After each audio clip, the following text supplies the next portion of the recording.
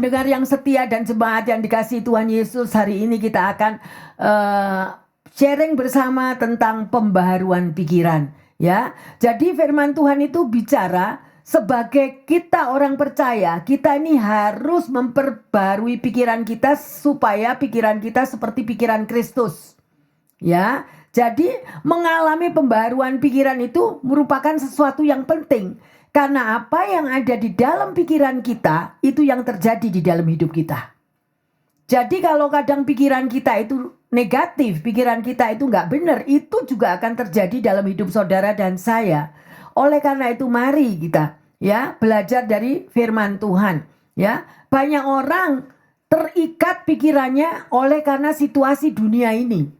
Misalnya kedagingan, ketakutan, kekhawatiran, semuanya itu yang mempengaruhi. Jadi hidupnya itu tidak pernah mengeluarkan perkataan yang positif, tapi perkataan yang negatif karena dialaminya adalah ketakutan, kekhawatiran dari situasi dunia yang jahat ini. Ayo kita baca bersama-sama di dalam Roma 12 ayat 2. Janganlah kamu menjadi serupa dengan dunia ini, tetapi berubahlah oleh pembaharuan budimu, sehingga kamu dapat membedakan manakah kehendak Allah, apa yang baik, yang berkenan kepada Allah, dan yang sempurna. Amin. Ya, mari kita rekam kata-kata yang ada di sini ini ya. Jadi saudara dan saya sebagai anak Tuhan, jangan memiliki pikiran yang seperti dengan dunia ini. Apa sih yang ditawarkan dunia? Glamurnya, indahnya dunia, ya, atau glamurnya di dalam hubungan apapun, di tengah daya pikat dunia, rumput sebelah lebih hijau, rumput sebelah lebih bagus, rumah sebelah lebih bagus, dan kita itu mau ndak mau kepingin mengikuti seperti hidup mereka yang demikian. Tetapi di dalam Tuhan, firman-Nya mengatakan, milikilah pikiran Kristus. Gimana caranya kita bisa memiliki pikiran Kristus? Yaitu setiap hari kita harus banyak berdoa, harus ada membaca firman Tuhan supaya kita tahu pikiran daripada Kristus itu adalah pikiran yang positif, pikiran yang senantiasa melakukan daripada firman Tuhan. Ya, ada seorang kaisar Romawi yang bernama Marcus Aurelius pernah berkata, kehidupan seseorang dibentuk dari jalan pikirannya. Ya, jadi apa yang kita pikirkan itu yang terjadi. Kalau pikiran kita itu kita ngomong, aduh sial ya hidupku, aduh jalannya macet ya, apa ini nanti aku ditobrok mobil, aduh gimana. Jadi perkataan-perkataan yang negatif, dan itulah yang akan membuat apa yang kita ucapkan itu masuk di dalam pikiran, dan itu yang terjadi. Ya, jadi bagus tadi sharing tentang perkataan yang sedemikian rupa, tapi ayo perkataan kita ini sesuai dengan firman Tuhan apa enggak? Kalau tidak sesuai dengan firman Tuhan, lebih baik jangan ngomong. Amin. Ya, karena itu akan menjadi kenyataan yang terkasih. Ya, demikian juga seorang yang bernama Norman Vincent Peale, dia berkata, rubahlah pikiranmu dan engkau akan bisa merubah dunia di sekitarmu. Gimana tuh caranya? Rubah pikiran kita, yaitu dengan perkataan-perkataan yang negatif. Ya, aku anak Tuhan, tidak perlu aku takut karena gada dan tongkatnya Tuhan selalu melindungi aku. Nah, itu perkataan yang positif. Sekalipun kita hidup pas-pasan, sekalipun kita ini hidupnya di dalam struggle, kesehatan masih belum pulih sempurna atau apa saja, tetapi kita ada perkataan Yesus yang mengatakan, janganlah takut, aku menyertaimu. Loh, kalau Yesus itu ada di dalam hidupmu dan hidupku, roh yang Tuhan kasih di dalam diri kita lebih besar dari penyakitmu, lebih besar daripada keuanganmu, lebih besar daripada situasi anak-anakmu. Tapi kita itu tidak boleh Senin Kemis ikut Tuhan. Kita tahu maybe kehidupan ekonomi kita, perdagangan, inflasi, keuangan, macam-macam sedemikian rupa. Tapi kita tidak mau melihat semuanya itu. Kita tahu, tapi kita bawa di dalam doa kepada Tuhan. Terima kasih Tuhan. Kalau burung-burung di udara Tuhan pelihara, engkau juga akan pelihara hidupku. Amin. Ya, kalau semua perkataan-perkataan negatif saudara pernah ucapkan, atau segala ketakutan-ketakutan yang membuat kita merancangkan hal-hal yang negatif, segera kita patahkan. Langsung kita stop. Ingat loh ya, karena perkataanmu itu akan membuahkan kenyataan. Kalau kita bilang, aduh nah gimana kepalaku sakit nanti aku cancer. Cancer bener loh. Ya, jadi mari yang terkasih, jangan mau kita dibohongi iblis. Makanya pembaharuan pikiran sangat amat penting ya, sedemikian rupa. Jadi pegang tadi tuh di dalam Roma 12 ayat yang kedua. Mari kita lanjut. Ya, saudara dan saya ini masih ada di dalam dunia. Dunia ini isinya apa toh? Dunia ini isinya bermacam-macam ya yang terkasih. Ya, semuanya adalah kebanyakan orang-orang dunia hidupnya dikuasai oleh kedagingannya. Nah, oleh karena itu kalau Anda sebagai anak Tuhan, Tuhan sudah ngasih kepada Anda dan saya, yaitu hiduplah manusia rohanimu dibangkitkan. Manusia rohaninya apa? Aku sehat, kuat, Tuhan pelihara aku, Tuhan mencukupi aku. Bagi Tuhan tidak ada yang mustahil. Mujizat selalu ada di dalam keuanganku. Mujizat selalu ada di dalam rumah tanggaku. Mujizat selalu ada di dalam kesehatanku. Lah, itu benar-benar juga akan terjadi. Amin yang terkasih. Ya, mari karena kita masih hidup di dunia ini, kita mau melihat apa sih, gimana arti hidup saudara dan saya di dunia ini sesuai firman Tuhan. Ya, kita lihat 2 Korintus 10 ayat 3. Memang kami masih hidup di dunia, tetapi kami tidak berjuang secara duniawi. Amin. Ya, saudara dan saya tidak berjuang secara duniawi. Sekalipun kita masih hidup di dunia ya, yang terkasih kenapa? Ya, kenapa? Nah, karena kita tahu ada Yesus, ada firman Tuhan. Yohanes 15, 18-19. Jikalau dunia membenci kamu, ingatlah bahwa ia telah lebih dahulu membenci aku daripada kamu. Sekiranya kamu dari dunia, tentulah dunia mengasihi kamu sebagai miliknya.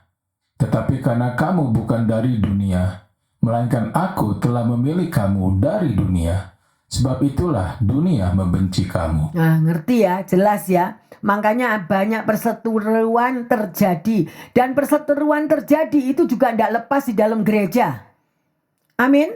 Karena nggak semua orang itu rohani. Sekalipun pergi ke gereja, dagingnya itu masih tebal. Ya, jadi kita yang melihat itu, kita tahu kalau ada orang yang sedemikian rupa, ayo kita pasang pagar. Kita menjauhi. Dan manusia rohani kita dibangkitkan, dibangunkan. Gimana manusia rohani kita bisa bangun, bisa bangkit? Banyak baca firman, banyak berdoa. Haleluya. Ya, sedemikian rupa. Ayo lanjut, Yakobus 4 ayat 4. Hai kamu orang-orang yang tidak setia, tidakkah kamu tahu bahwa persahabatan dengan dunia adalah permusuhan dengan Allah?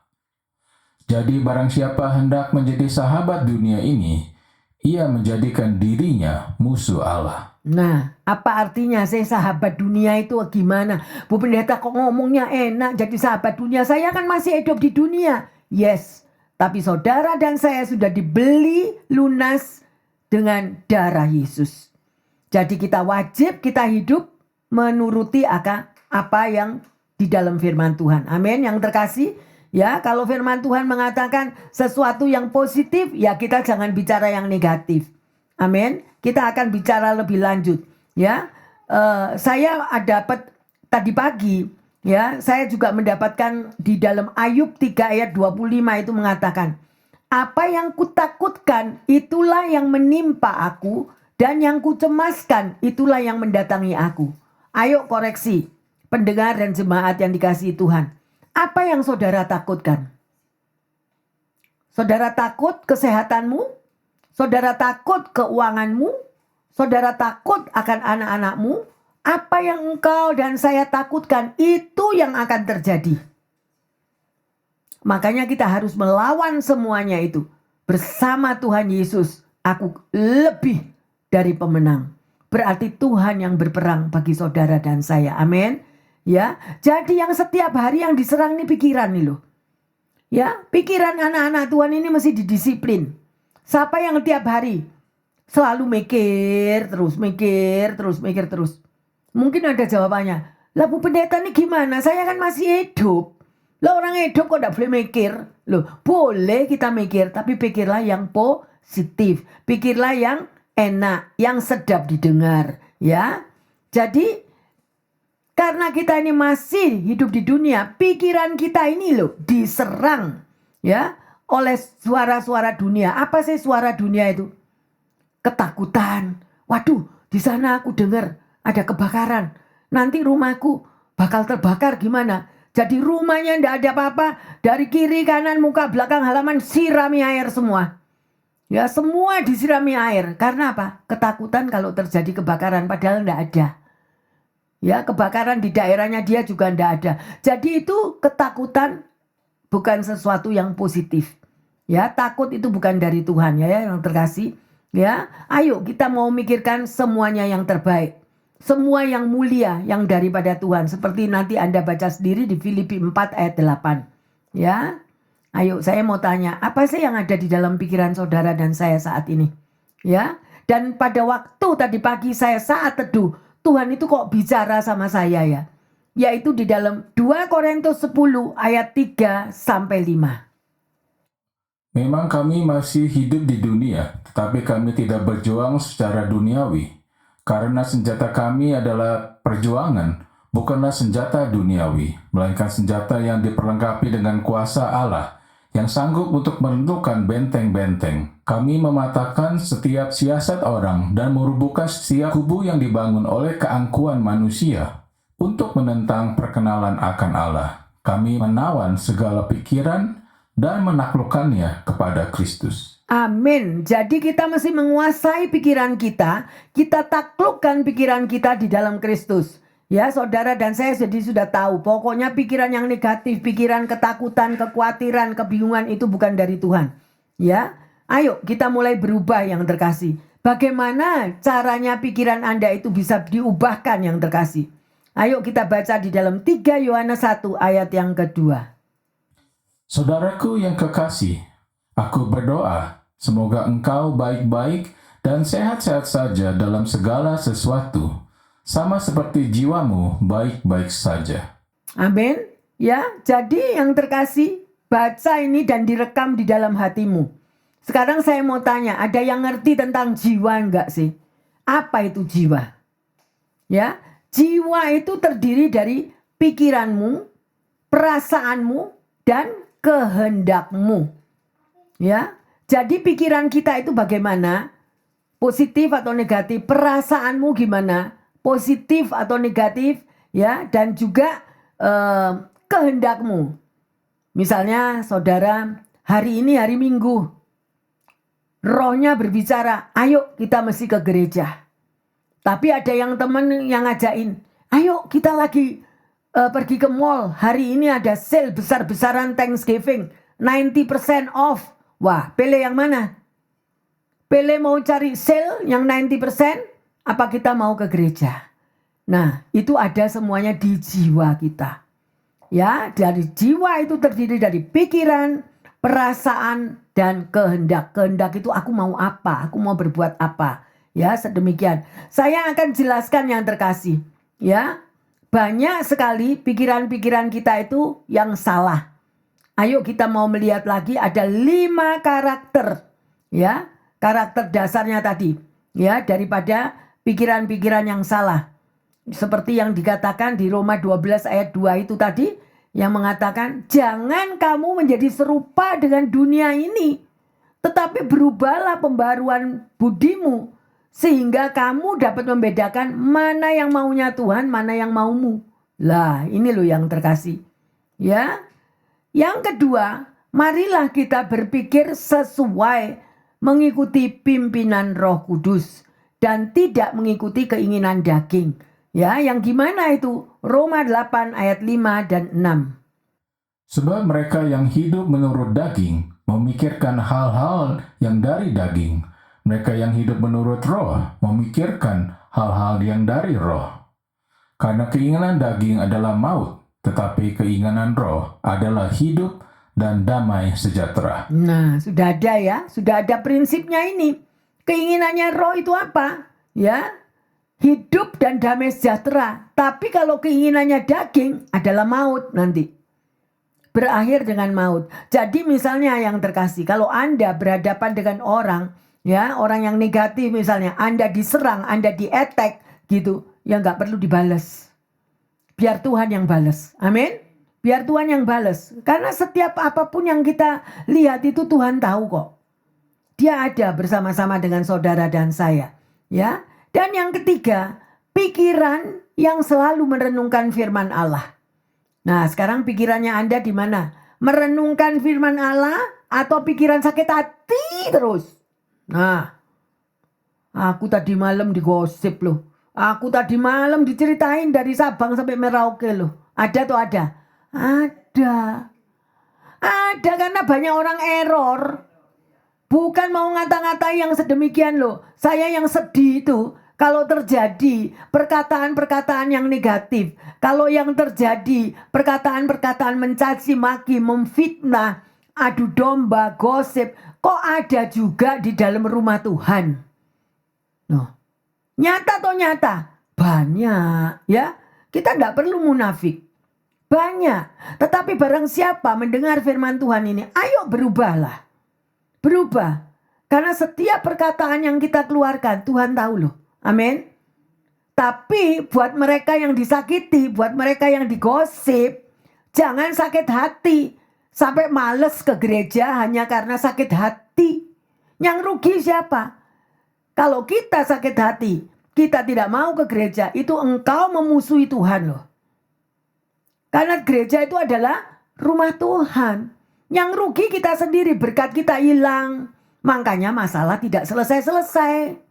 Masalah bertubi-tubi. Ayo yang terkasih, lawan itu daging. Dagingmu itu. Aku digosip, aku tidak mau ke gereja. Itu sombong. Ya, karena tidak ada satupun orang yang benar, betul toh? Nggak ada yang benar. Semua orang ini berdosa, betul? Iya, makanya kita nggak mau ikut-ikut dosanya orang. Biar dibawa sendiri. Biarin, tidak apa-apa. Ya, yang terkasih. Ya, jadi pikiran yang merenungkan firman Tuhan. Baca di dalam Mazmur 1 ayat 2 dan 3. Tetapi yang kesukaannya ialah Taurat Tuhan, yang merenungkan Taurat itu siang dan malam. Ia seperti pohon yang ditanam di tepi aliran air, yang menghasilkan buahnya pada musimnya, dan yang tidak layu daunnya. Apa saja yang diperbuatnya berhasil. Amin. Saudara mau berhasil dalam hidupmu? Ayo, perbarui pikirannya. Ya, diperbarui. Kalau saudara dan saya suka tentang merenungkan tentang firman Tuhan. Yang terkasih, mari di siang hari yang luar biasa ini kita mau nyadar. Saudara dan saya sebagai anak Tuhan. Ya. Dan kita tahu ajaran-ajaran Tuhan. Kalau Anda berada di Indonesia, Anda drive mobil di sebelah mana? Kalau di Indonesia, kanan. Tapi kita di Amerika, drive-nya di sebelah kiri. Lah kalau saudara dan saya mau drive, mengendarai mobil di Amerika, Anda pakai cara di Indonesia, ya pasti ditangkap polisi. Betul kan? Demikian juga cara hidup saudara dan saya. Kita sudah diberikan rambu-rambu firman Tuhan. Ayo kita lakukan. Jangan mengikuti arus dunia ini yang terkasih. Ya, banyak orang itu puas kalau tidak menjelekkan orang lain. Ya, ayo kita mau bahas. Ya, karena orang yang tukang menjelekkan orang lain atau orang yang menggosipkan orang lain, di dalam dirinya orang itu ada toksik. Tahu toksik enggak? Ada sesuatu yang negatif di dalam dirinya. Jadi itu sudah tendensi dia puas kalau dia mengata-ngatai orang. Dia puas kalau dia menghakimi orang. Dia puas kalau gosipin orang. Nah, itu adalah Tuhan nanti yang bekerja. Bagian Anda dan saya adalah mengampuni. Amin. Ya, firman Tuhan kan dibilang ampunilah 70 kali, 7 kali, 70 kali. Aduh, tidak ada selesainya artinya. Mengampuni yang nggak pernah selesai yang terkasih. Ya, banyak sekali orang itu berasumsi yang negatif di dalam pikirannya. Tahu asumsi ya? Asumsi itu artinya mikirin yang negatif. Ya, asumsi itu adalah memikirkan. Nah, memikirkan itu boleh kalau positif. Tapi kalau asumsinya itu negatif, jangan melakukan ya.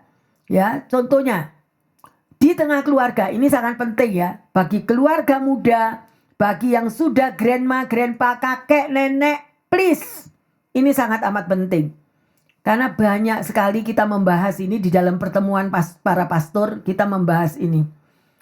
Di tengah keluarga misalnya, orang tua, anaknya yang mau menikah. Orang tua selalu cenderung jangan sampai anaknya menderita, betul? Ya, pasti orang tua akan melihat, paling enggak itu jangan menjudge atau menghakimi, tetapi lebih baik mendoakan. Didoakan kalau misalnya calon menantu tidak sesuai dengan pikiran orang tua. Lebih baik kita mendoakan. Tapi banyak sekali para orang tua, saya harus berbicara ya karena saya juga sudah grandma, grandpa ya. Banyak sekali ya daripada para orang tua itu belum apa-apa sudah menghakimi calon menantu. Yaitu karena orang tua ini kehidupannya selalu suka mengontrol. Karena anaknya sejak bayi dipelihara dia toh. Jangan pegang ini, tanganmu kotor. Oh, mesti cuci tangan dulu sebelum makan. Bagus kalau yang positif. Tetapi kalau orang tua sudah berasumsi yang jelek, ya, terutama ini yang punya anak-anak teenagers, ya. Saya mau katakan, grandma, grandpa, kalau engkau cucumu itu lagi teenagers, umur 17, 18, hati-hati kalau ngomong. Ya, karena zamannya udah beda. Amin. Zamannya kakek nenek, dulu kita mungkin menikah aja dijodohin. Nggak pernah lihat rupanya yang laki. Seperti Elvis atau seperti Gareng kita nggak tahu. Amin. Terus anak kita menikah juga kita yang tidak tahu. Tapi yang sedemikian rupa yang terkasih. Keluarkan perkataan yang positif. Jangan berasumsi yang negatif. Berapa banyak calon mertua itu sudah menghakimi calon menantu. Si calon menantu ini dikuliti sampai habis padahal kenyataannya baik. Kenyataannya sekalipun dia anaknya orang yang hidupnya simple. Tapi sudah dihakimi sampai habis, ya. Padahal wujudnya si menantu ini akhirnya menjadi profesor di dalam bidang kimia. Profesor loh. Dan diterima mengajar di sekolah terkenal di Amerika. Tapi sebelum itu terjadi, sempat dikuliti sampai habis. Saya mengingatkan para calon mertua untuk tidak menghakimi apapun yang menjadi pergumulan daripada calon cucu menantu ini tadi. Lebih baik kita mendoakan. Amin. Berdoalah untuk calon menantu cucumu. Jangan ikut campur rumah tangga daripada anakmu. Saya juga banyak mendengar para orang tua anaknya sudah menikah, tetapi ngikut campur terus segala apapun di tengah keluarga anaknya. Akhirnya kedua anaknya ini tadi bercerai. Karena apa? Karena pihak dari orang tua yang terlalu mengontrol. Yang terkasih, mari. Ya. Demikian juga itu antara orang tua dan calon menantu atau menantu anaknya atau menantu cucunya.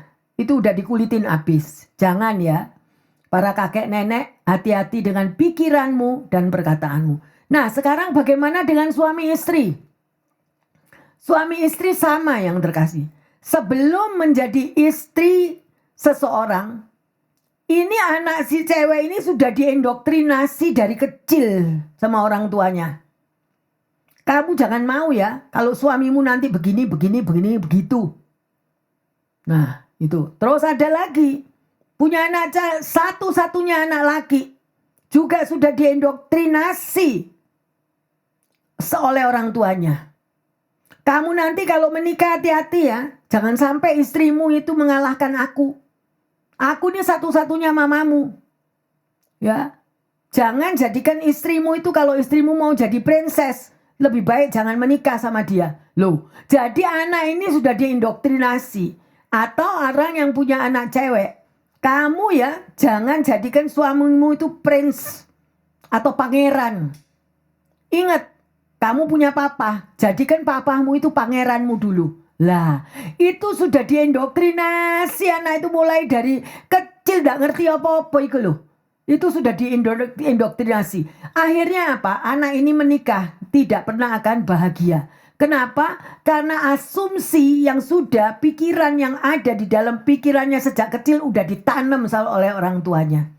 Oleh karena itu yang terkasih, melalui pembaharuan pikiran ini, ayo kita berubah. Berubah. Jangan terlalu mengontrol anak-anakmu, jangan terlalu mengontrol calon menantumu, jangan terlalu mengontrol calon apapun yang menjadi pasangan hidupnya. Berdoa untuk mereka, supaya hidup mereka diberkati, dan mereka langgeng pernikahan mereka sampai kakek nenek. Amin. Ya. Dan yang keempat, pikiran yang didisiplin untuk memikirkan hal-hal yang sesuai firman Tuhan. Dari mana? Filipi 4 ayat 8. Jadi akhirnya, saudara-saudara, semua yang benar, semua yang mulia, semua yang adil, semua yang suci, semua yang manis, semua yang sedap didengar, semua yang disebut kebajikan dan patut dipuji, pikirkanlah semuanya itu. Amin. Ya, jadi mikirlah sesuatu yang indah, yang baik.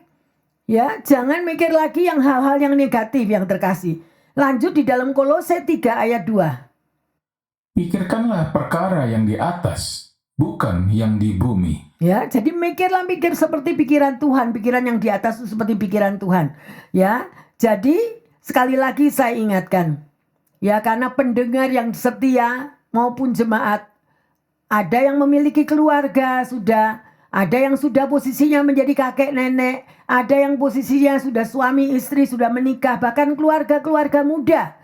Mari kita memberkati mereka semua. Ya, jadi jaga perlakuannya, ya. Dan juga jangan memikirkan misalnya istrinya hidup dari keluarga yang simple. Jangan pernah mikirkan, oh aku dari keluarga miskin, mana mau ada orang yang sama aku. Atau yang pria, aduh aku dari keluarga yang simple, mana mau orang ambil menantu aku. Jangan memikirkan hal-hal yang sedemikian. Ya, sekali lagi saya mau mengingatkan para orang tua, para grandma, grandpa, jangan mencampuri urusan rumah tangga anakmu, rumah tangga cucumu. Ya, doakan mereka. Kalau kita ikut campur tangan, oh hari ini kamu makan apa? Istrimu masakin apa kamu? Nah, mulai. Mama kan gak pernah ngituin kamu. Mama selalu nomor satukan makanan kamu. Lah, ini menjadikan rumah tangga anaknya jadi neraka. Amin. Jangan ikut-ikut rumah tangga mereka gak punya Tuhan. Terlalu banyak kontrol dari orang tua di tengah keluarga, di tengah apapun yang mereka hadapi, keluarga muda ini. Kasihan sekali.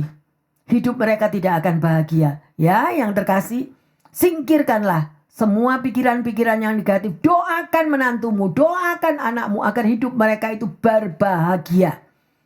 Dengan adanya asumsi-asumsi yang salah dalam pikiran orang tua, ya toh, apalagi zamannya sudah beda, itu sangat mempengaruhi hal-hal yang tidak baik di dalam keluarga muda tadi. Amin. Ya, sedemikian rupa. Mari yang terkasih. Ya, apa itu asumsi yang benar?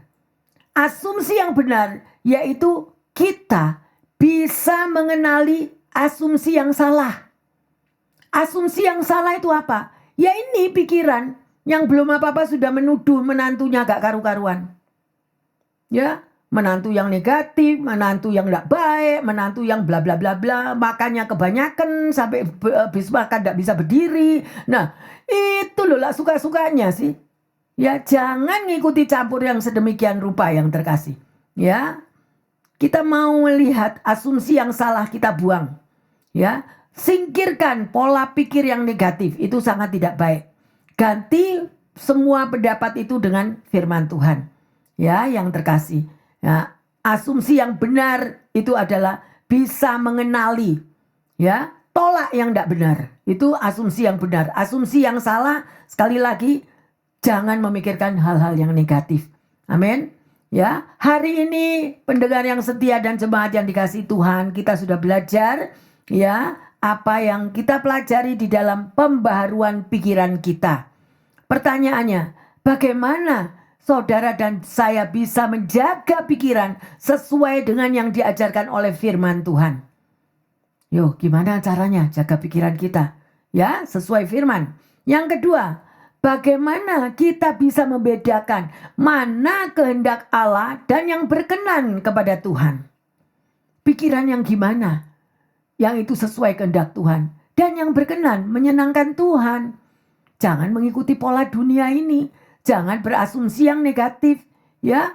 Baik mertua dengan menantu, orang tua dengan anak, anak terhadap mertua juga. Ayo kita semua bawa di dalam doa. Amin. Dan sebagai ayat emas, Amsal 23 ayat yang ke-7.